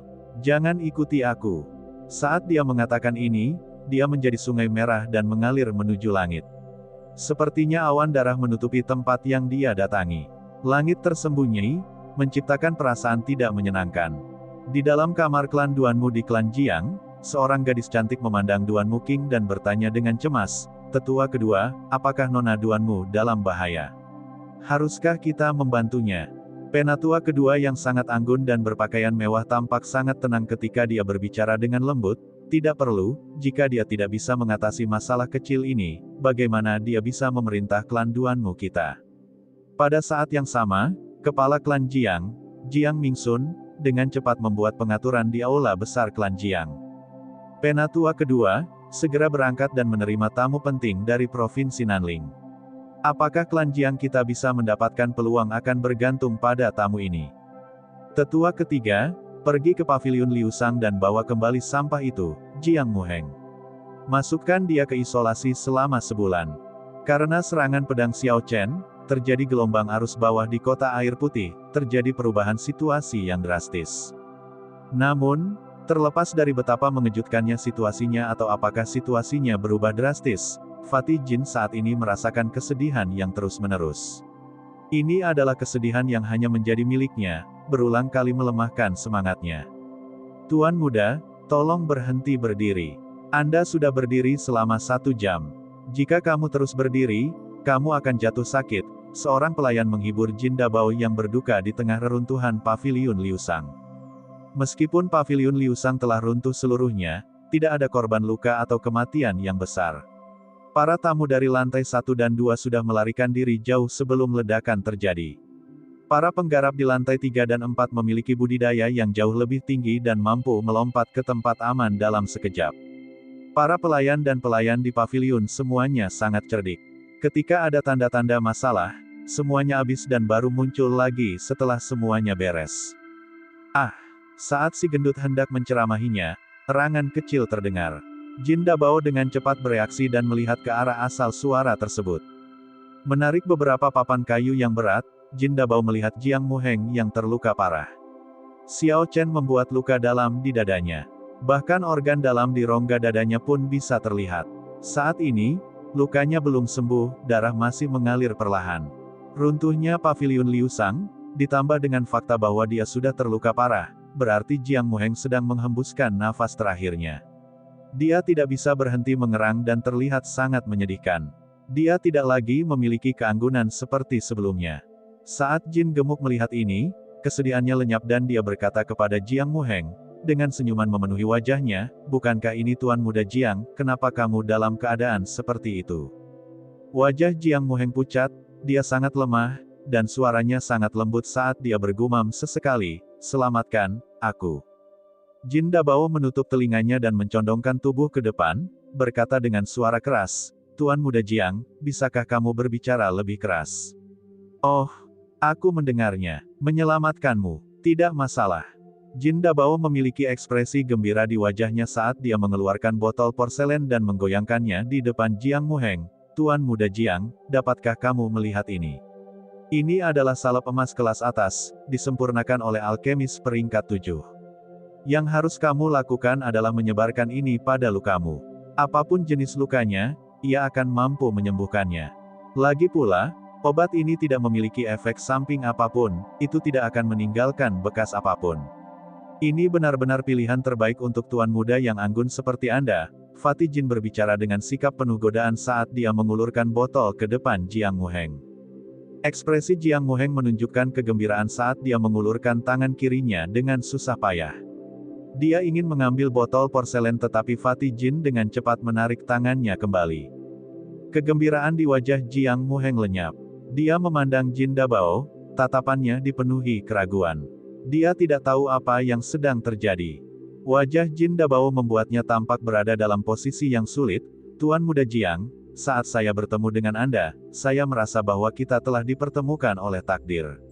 Biasanya, saya hanya akan memberikan salep emas ini dan bahkan tidak akan mengeluh tentang hal itu.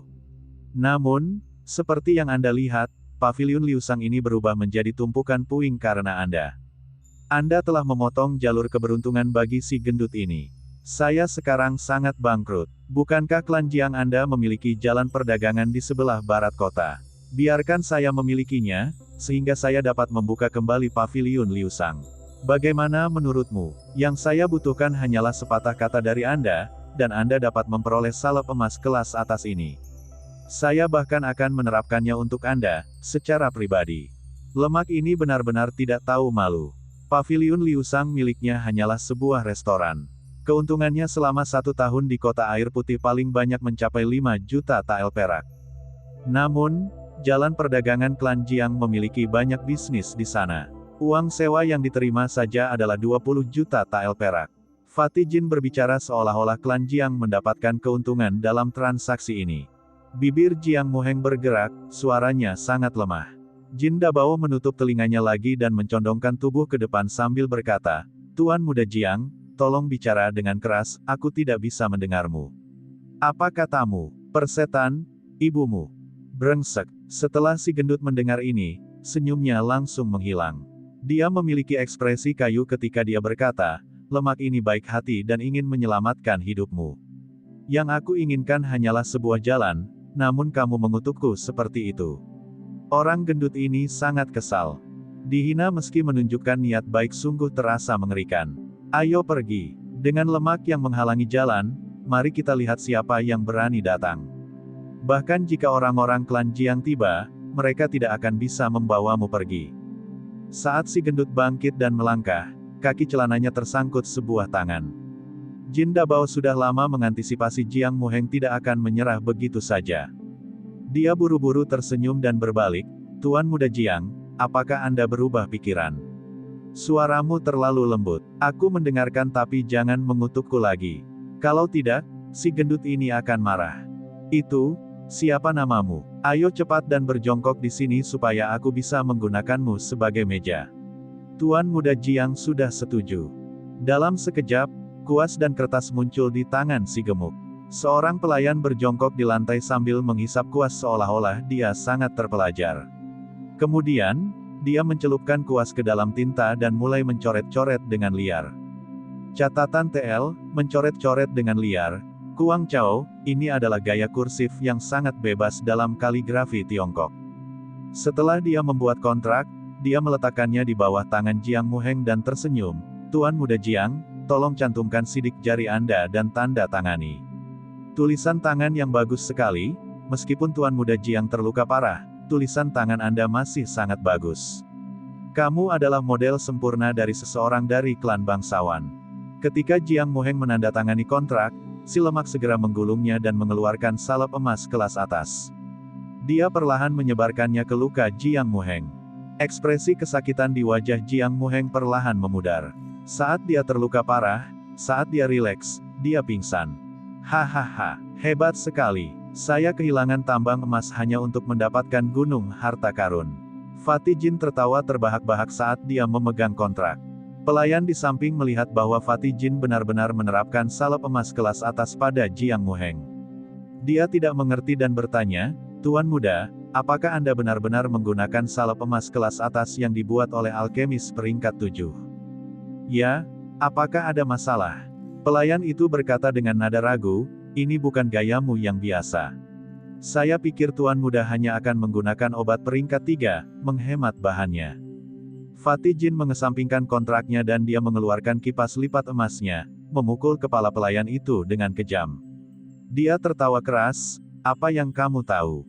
Menurut Anda, berapa banyak orang bodoh dan gegabah, seperti Jiang Muheng, yang ada di negara Qin besar? Bukankah klan Jiang masih memiliki 3 jalan lagi? Si gendut ini akan mentraktirnya sekarang, dan lain kali aku bisa menemuinya dan menipu dia keluar dari jalan lain. Jumlah uang yang kecil ini bukanlah apa-apa." Pelayan itu berbicara dengan kagum, "Tuan Muda benar-benar bijaksana. Ini berarti melempar tali untuk menangkap ikan besar, bukan? Kenapa aku tidak memikirkan hal itu?" Catatan TL, melempar tali untuk menangkap ikan besar. Ini berarti mengadopsi rencana jangka panjang untuk mendapatkan sesuatu yang besar. "Jangan menanyakan pertanyaan bisnis bodoh seperti ini lagi," perintah si gendut dengan sikap sok. Setelah dia mengatakan ini, dia membuka kipas lipat emasnya dan mengipasi dirinya sendiri dengan kuat. Dia mencondongkan kepalanya ke atas sebesar 45 derajat dan memandangi awan yang melayang di atas. Dia menghela nafas dalam kesedihan. Terkadang, memiliki kecerdasan setinggi itu adalah suatu kutukan. Siapa di dunia ini yang bisa memahamiku? Hidup ini benar-benar sepi seperti salju. Wah, saat Fatih Jin menyelesaikan kata-katanya, semua pelayan dan pelayan di reruntuhan paviliun Liu Sang tidak bisa menahan muntah. Di luar kota air putih, Xiao Chen berlari dengan panik menuju hutan liar. Dia merasa patah hati saat melihat Xiao Bai yang sangat lemah, yang pingsan dalam pelukannya. Serangan yang dilakukan Xiao Bai adalah serangan paling kuat dalam transformasi 9 revolusi surgawi yang misterius. Ini menekan esensi tubuh 9 kali sebelum melepaskannya dengan cara yang eksplosif. Hal ini menyebabkan banyak kerusakan pada tubuh. Suatu ketika Xiao Chen berlatih lilin di Savage Forest, dia bertemu dengan binatang roh peringkat 4. Pada saat yang sangat kritis, Xiao Bai menggunakan gerakan ini. Saat itulah Xiao Chen menyadari kekuatan teknik ini, serta bahaya yang ditimbulkannya pada tubuh. Karena itu, dia memarahi Xiao Bai dengan keras, menyuruhnya untuk tidak menggunakannya. Siapa yang tahu, ia benar-benar akan menggunakannya hari ini. Mengangkat kepalanya, dia melihat Duan Muking, yang berubah menjadi Ice Phoenix, mengejarnya dengan ketat. Dari dua arah lainnya, sosok yang mengendarai pedang dan awan darah menarik perhatiannya. Mengingat perkenalan si gendut, Xiao Chen bisa menebak identitas kedua orang ini. Dia tersenyum tipis dan berkata pada dirinya sendiri, 3 orang jenius dari provinsi Dongming mengejar saya, mereka menganggapku terlalu tinggi. Xiao Chen mengeksekusi Azure Dragon Cloud Soaring Art secara ekstrim dan melompat secara zigzag. Dari jauh, tampak seperti bayangan naga biru yang membubung ke langit.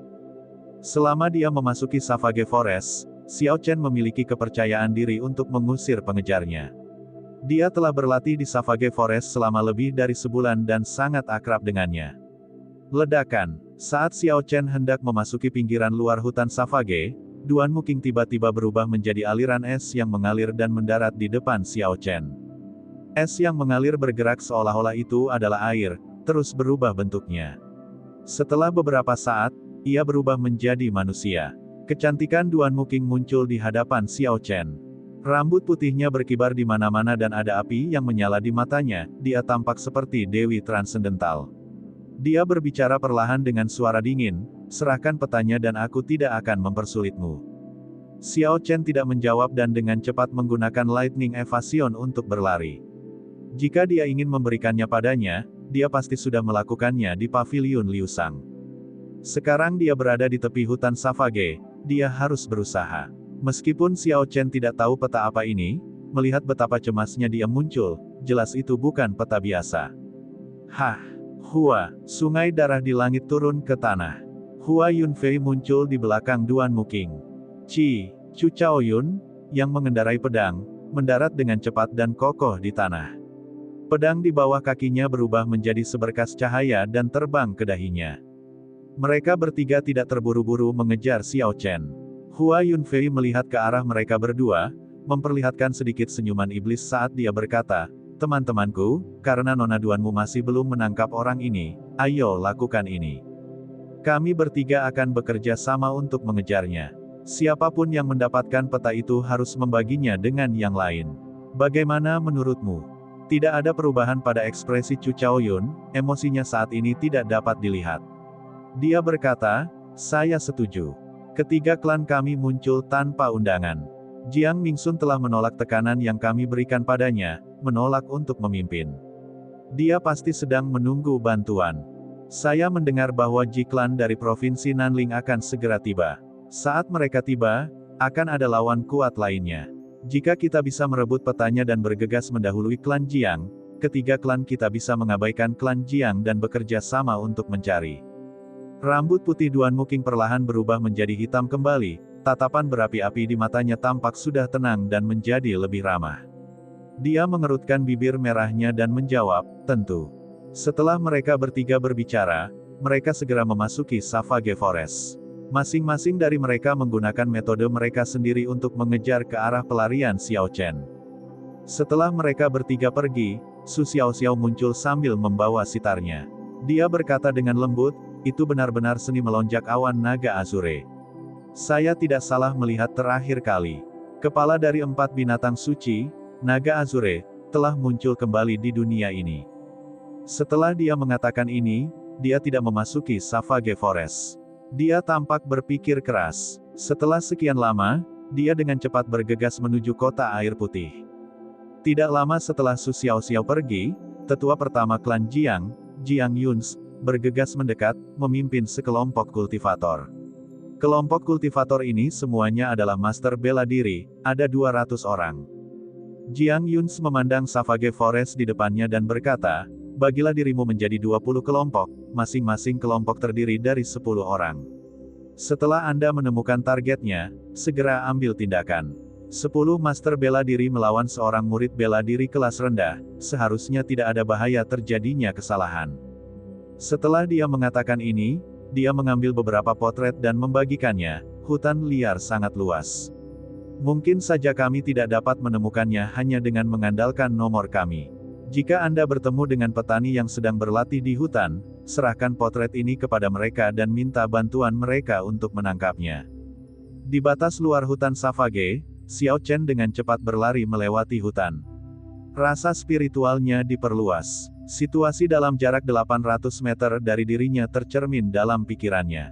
Seluruh hutan Savage terbentang ribuan kilometer. Batas luarnya saja lebih dari 1000 hektar. Selain binatang buas roh, ada banyak pemburu dan penggarap yang datang untuk berlatih. Dengan bersembunyi di Savage Forest, pengejarnya akan mencari jarum di tumpukan jerami. Huci, sekelompok serigala abu-abu muncul dalam sense spiritual Xiao Chen. Serigala abu-abu adalah binatang roh peringkat 3 yang bergerak dalam kelompok. Setidaknya ada 20 orang setiap kali muncul. Xiao Chen tahu itu tidak mudah untuk dihadapi dan dia bersiap untuk mengelilinginya. Xiao Chen menarik indera spiritualnya dan menggunakannya untuk menyapu area di kedua sisi. Tepat pada saat itu, terdengar suara langkah kaki. Xiao Chen gemetar di dalam hatinya, dia tidak tahu siapa mereka. Dia dengan cepat bersembunyi di semak di samping. Orang ini benar-benar tahu cara bersembunyi. Setelah mencari sekian lama, masih belum ada jejaknya. Saya bertanya-tanya bagaimana orang ini menyinggung klan Jiang, berpikir bahwa dia benar-benar mampu menyebabkan klan Jiang memberikan hadiah 1000 tael emas padanya, mengumumkannya ke seluruh kota. Saya mendengar orang ini telah mencuri peta harta karun dari klan Jiang. Ini adalah peta peninggalan kuno menurut rumor terkini. Jika kita mendapatkannya, apakah menurutmu kita bisa mencoba keberuntungan kita? Haha, hanya berdasarkan pada kultivasi Anda sebagai master bela diri kelas medial. Saya menyarankan Anda untuk tidak bermimpi terlalu besar. Peta itu hanyalah salinan, aslinya masih di tangan klan Jiang. 3 kekuatan besar provinsi Dongming sudah ada di sini. Saya khawatir, bahkan sebelum Anda mendekat, Anda akan terbunuh. Lebih baik kita tidak mempermainkan dan berperilaku apapun, menyerahkan peta itu kepada klan Jiang dan mendapatkan uang tutup mulut. Kamu benar, harta karun ini sangat menarik. Tanpa hidup kita tidak akan bisa menikmatinya. Mari terus mencari, saya sangat yakin saya melihat orang itu berlari ke arah ini. Xiao Chen, yang bersembunyi di semak-semak, terkejut. Tidak kusangka pengaruh klan Jiang begitu kuat. Mereka mampu menarik semua pembudidaya di Savage Forest ke pihak mereka. Sepertinya aku dalam masalah, saya harus segera bergegas ke tempat itu. Salah satu petani memegang pisau baja di tangannya dan berjalan ke semak tempat Xiao Chen bersembunyi. Dia menggunakan pisau baja untuk membersihkan semak berduri yang menghalangi jalannya tanpa henti. Aku akan ketahuan, aku tidak bisa terus seperti ini. Melihat orang itu semakin dekat, pikir Xiao Chen dalam hatinya, aku harus mengambil inisiatif dan mengambil tindakan. Hua, Xiao Chen meluncur keluar dari semak-semak dan, memanfaatkan momen orang itu terkejut, dia menggunakan pedangnya untuk membelahnya menjadi 2 bagian. Setelah itu, dia dengan cepat bergegas menuju 5 petani yang tersisa. Dia membunuh Lao Jiu. Dengan cepat, bunuh dia. Ketika penonton melihat Lao Jiu dipotong menjadi 2 bagian dengan 1 gerakan, mereka terkejut. Lao Jiu adalah seorang master bela diri tingkat medial, tak disangka dia bisa dibunuh dalam 1 gerakan oleh orang ini. Menggambar pedang, Xiao Chen mengeksekusi teknik Rusing Thunder Sabre, lampu listrik dari Lunar Shadow Sabre bersinar ke segala arah. Energi inti iblis peringkat 6 ditampilkan sepenuhnya. Cahaya pedang menyala di langit dan seorang penggarap di depan dipotong menjadi 2 bagian juga. Potongan Arclight, aku akan membunuhmu. Ketika seorang kultivator di samping melihat temannya yang lain dibunuh oleh Xiao Chen, matanya menjadi merah dan dia mengabaikan kesejahteraannya sendiri. Dia mengacungkan pedangnya dengan maksud untuk membunuh Xiao Chen, menghadap langsung ke Arclight Chop. Puci. Setelah teknik pedang guntur bergegas dimulai, pengguna tidak dapat mundur, atau auranya akan turun ke titik yang sangat rendah.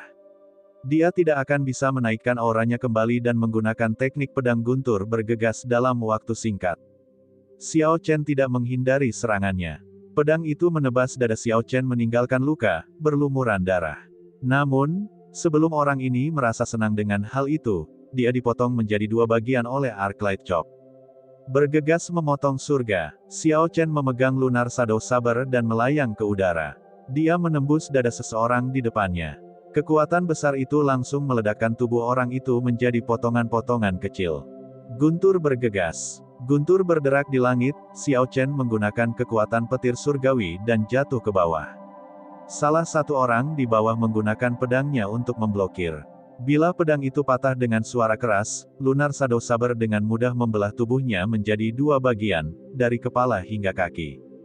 Memburu guntur rantai kedua, Xiao Chen berbalik dan mengumpulkan semua energi dari 4 serangan sebelumnya, melepaskannya secara eksplosif di Rushing Thunder Second Chain Chop. Orang yang bersiap untuk menyerang Xiao Chen dari belakang secara diam-diam hancur menjadi bubuk oleh kekuatan luar biasa di balik pedang. Melihat 6 mayat di tanah, Xiao Chen tidak merasakan kegelisahan di hatinya. Karena orang-orang ini ingin membunuhnya untuk mendapatkan peta, mereka sendiri harus bersiap untuk dibunuh. Dia mengeluarkan Ki Returning Peel dan menaruhnya di mulutnya. Xiao Chen melihat bekas luka di dadanya dan sedikit mengernyit. Jika Tang Feng tidak menghancurkan battle armornya saat dia menembaknya, pedang ini tidak akan pernah bisa melukainya. Setelah meninggalkan kota Mohe, Xiao Chen menemukan armor pertempuran pangkat mendalam yang diberikan Xiao Xiong kepadanya, telah kehilangan spiritualitasnya dan menjadi baju besi lunak biasa. Agar tidak menghambat pergerakannya, Xiao Chen membuang battle armor. Dengan kekuatan Xiao Chen, dia bisa mengambil waktu dan membunuh sekelompok orang ini tanpa membuang banyak esensnya. Xiao Chen khawatir hal itu akan berlangsung terlalu lama dan menarik lebih banyak masalah. Karena itu, dia menggunakan teknik pedang guntur bergegas yang lebih menuntut esensi, sehingga dia bisa mengatasi masalah ini secepat mungkin. Dia mengeluarkan pil pengisian darah, menghancurkannya dan menyebarkannya ke lukanya. Kemudian, Xiao Chen membuka tas ke-6 pembudidaya. Ini adalah para pembudidaya yang telah lama berlatih di hutan Savage. Ada sejumlah besar inti roh dan tumbuhan. Xiao Chen menghitungnya, ada total 4 inti roh peringkat 3 dan 5 herbal peringkat 4. Yang lainnya hanyalah beberapa barang bernilai rendah. Xiao Chen dengan santai membuangnya. Ini bernilai sejumlah uang. Xiao Chen mengungkapkan senyuman di wajahnya saat dia memasukkan inti roh peringkat 3 dan ramuan peringkat 4 ke dalam cincin semesta. Pada perjalanan berikutnya, Xiao Chen memutuskan bahwa meskipun esensinya habis dengan cepat, dia akan tetap memperluas rasa spiritualnya. Selama dia mendeteksi seseorang, dia akan menghindarinya. Tidak peduli apakah mereka mempunyai niat jahat atau tidak, dia akan mengelilingi mereka. Saat hari menjelang senja, Xiao Chen tiba di tempat terpencil di pinggiran hutan Savage. Setibanya di sana, suasana tegang Xiao Chen akhirnya mereda. Dia juga menarik indera spiritualnya. Dia mengambil langkah besar saat dia berjalan ke hutan di depannya. Saat sosoknya berpindah ke dalam hutan, kecepatannya sangat aneh. Setelah sekian lama, sosok Xiao Chen tiba-tiba dan secara misterius menghilang ke dalam hutan.